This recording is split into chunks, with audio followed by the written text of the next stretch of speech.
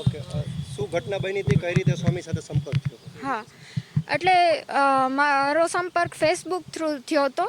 એમાં એવું હતું કે મારા સગા હતા, એના જે છોકરાઓ હતા એ તે જ ગુરુકુલમાં ભણેલા, અને એમને મને ફ્રેન્ડ રિક્વેસ્ટ મોકલી હતી. તો મેં જોયું કે ભાઈ જાણીતા છે, એમના સંપર્કમાં છે, તો સારા વ્યક્તિ હશે. તો એમને મેસેજ કર્યો હતો. તો મેં પછી એમને સામે રિપ્લાય કર્યો અને પછી વાત ચાલુ થઈ. અને એમાંથી સ્વામીએ ઓળખાણ કાઢી કે અમારા જે રિલેટિવ થાય છે એમને હું સારી રીતના ઓળખું છું. એટલે એવી રીતના અમારી વાત ચાલુ થઈ શરૂઆતમાં.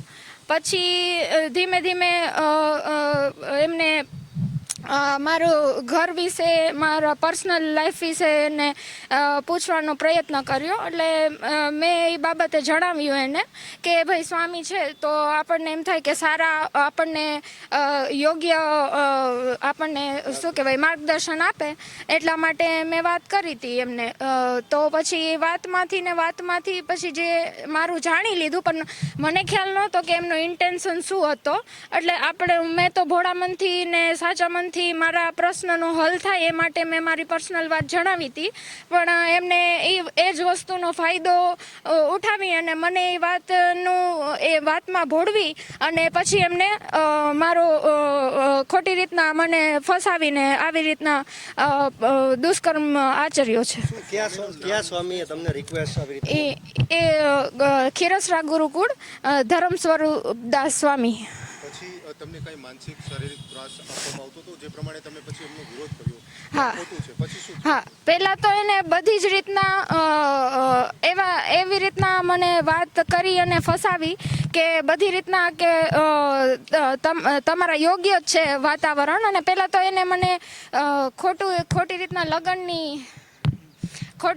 રીતના લગ્નની વાત કરીને ફસાવી. પહેલાં જે પર્સનલ વાત કરી અને જે રીતના કે તમારે જે રીતના યોગ્ય મારે ત્યારે લગ્નની વાત ચાલતી હતી, પણ મારે થોડીક શું કહેવાય વિચાર હતો કે ભાઈ મને સારો વ્યક્તિ મને મળે જે જિંદગીમાં ક્યારેય ખોટું ના કરતા હોય.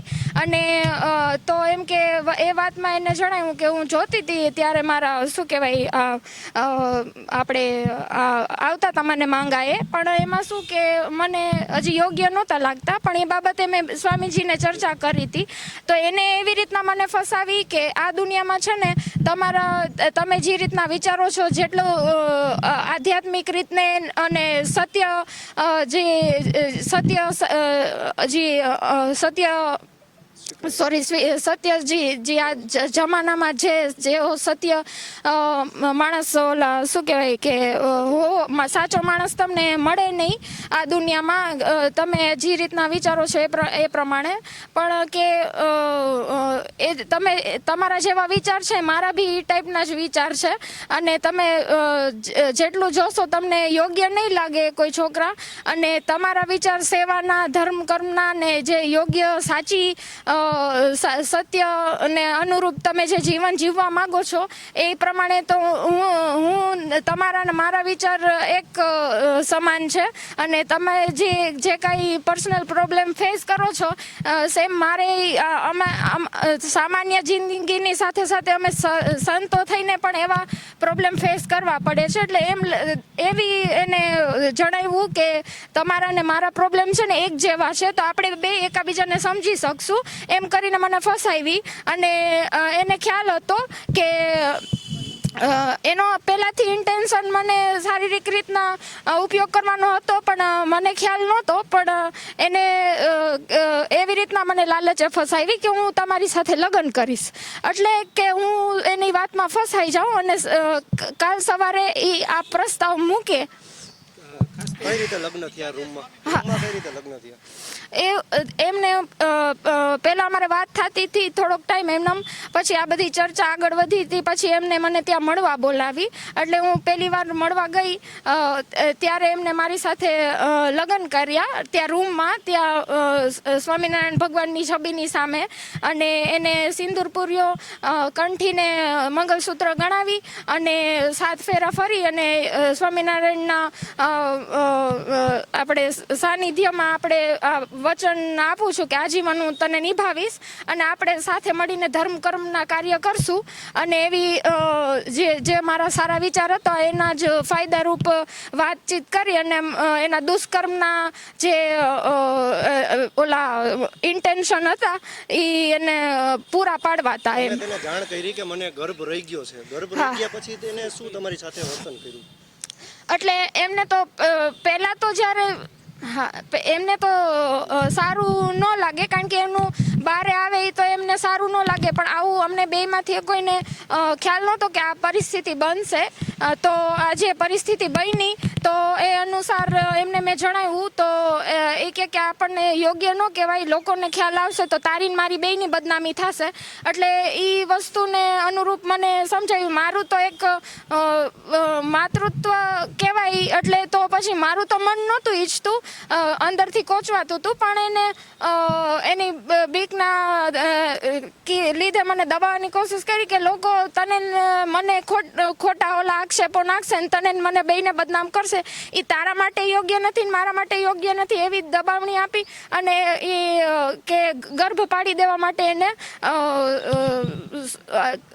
ઓલો કીધું એને મને કે તમારી પાસે ગોળીઓ લઈને આવ્યું હતું અને હા એમના જે એટલે એમને જે મોટા સ્વામી છે એને કીધું કે આ પિતા સમાન છે અને આપણા બેની જે વાત છે હું પહેલેથી મેં એને જાણ કરાવેલી છે અને એક વખત એનું નારાયણ સ્વરૂપદાસજી સ્વામી છે. હા એટલે એ જ કહું છું કે પહેલેથી એમને જાણ કરાવેલી કે આપણા બે સંબંધ છે. એમને એમ કીધું છે કે આપણે કંઈ કોઈ ખોટા આડા સંબંધ રાખવાના નથી પણ આપણે ધર્મ વિશે કામ કરવાનું છે. એટલે એમને મેં મનાવ્યા છે એમ કીધું અને દીકરી તરીકે તમને અહીંયા સાચવશે એવા આશ્વાસન આપે છે. એટલે એ રીતના એને પહેલેથી જ ખ્યાલ હતી અમારા બેયના સંબંધ વિશે. તમને દવા દેવા કોણ આવ્યું હતું? એ કેમ કે હું ટીમડી ગુરુકુળમાં રહેતી હતી, અમે સાથે તો ન રહી શકી. ત્યાં એ શું કહેવાય ખીરસરા ગુરુકુળમાં રહેતા હતા ને હું ટીમડી ગુરુકુળમાં રહેતી હતી.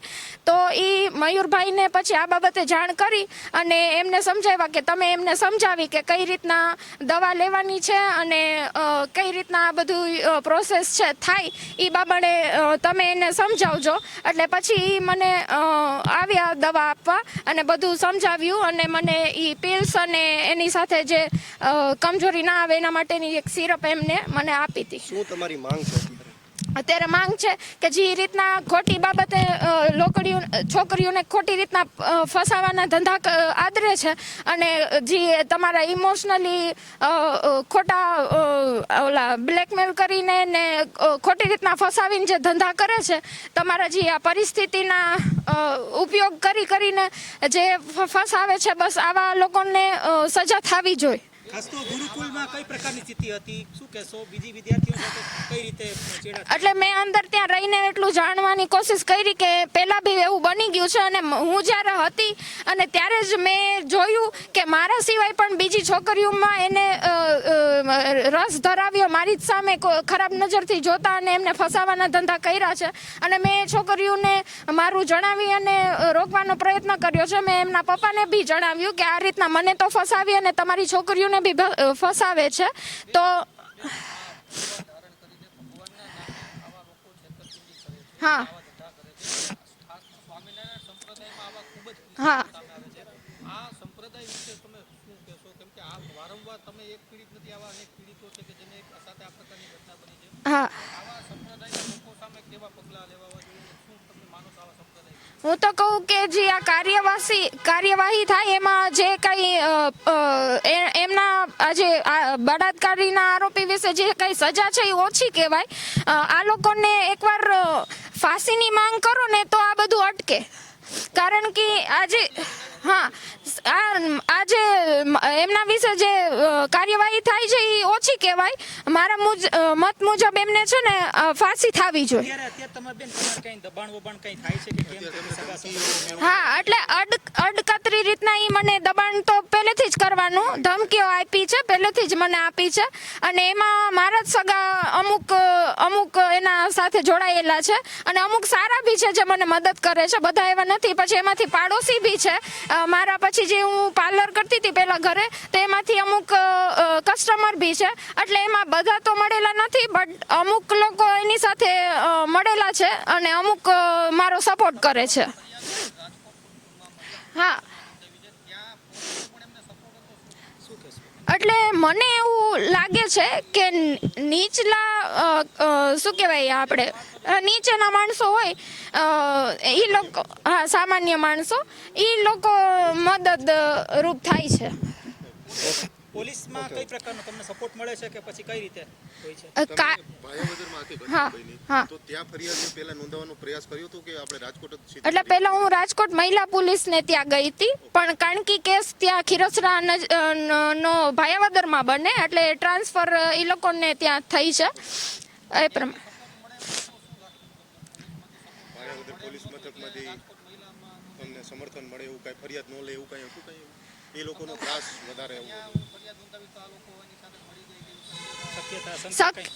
શંકા તો એવી હતી, પણ પ્રોસેસ તો ચાલે છે. આપણે બધાનું ઓલું ના કહી શકીએ, પણ શક્યતા છે એવી એમ. કારણ કે હજી જે સ્વામીઓ છે તે પકડાના નથી, શું? હા, એટલા માટે જ બોલવા દો.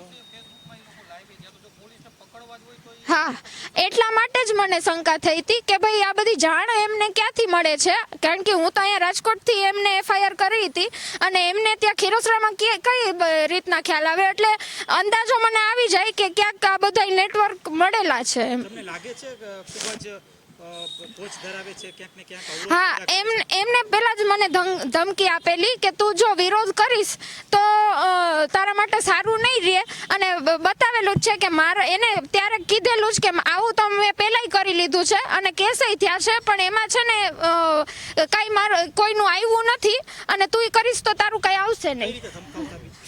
એટલે એ ત્રણેય જણા ત્યાં મને બોલાવી અને પછી કીધું કે તું સમજી જા અને શાંતિથી તું અહીંયા રહે, અમે તને નડશું નહીં, પણ જો તું આ વિશે કોઈને જાણ કરીશ તો તને ખેર નથી, તને જ તકલીફ થાય, હમણાં અમારું તો કાંઈ થશે નહીં. સરકાર પાસેથી અપેક્ષા છે કે CM ભૂપેન્દ્ર પટેલ અને આપણા ગૃહમંત્રી હર્ષ સંઘવી છે એમના તરફથી મને શું કહેવાય સપોર્ટ મળે એટલી વિનંતી છે અને આકરી કાર્યવાહી થાય.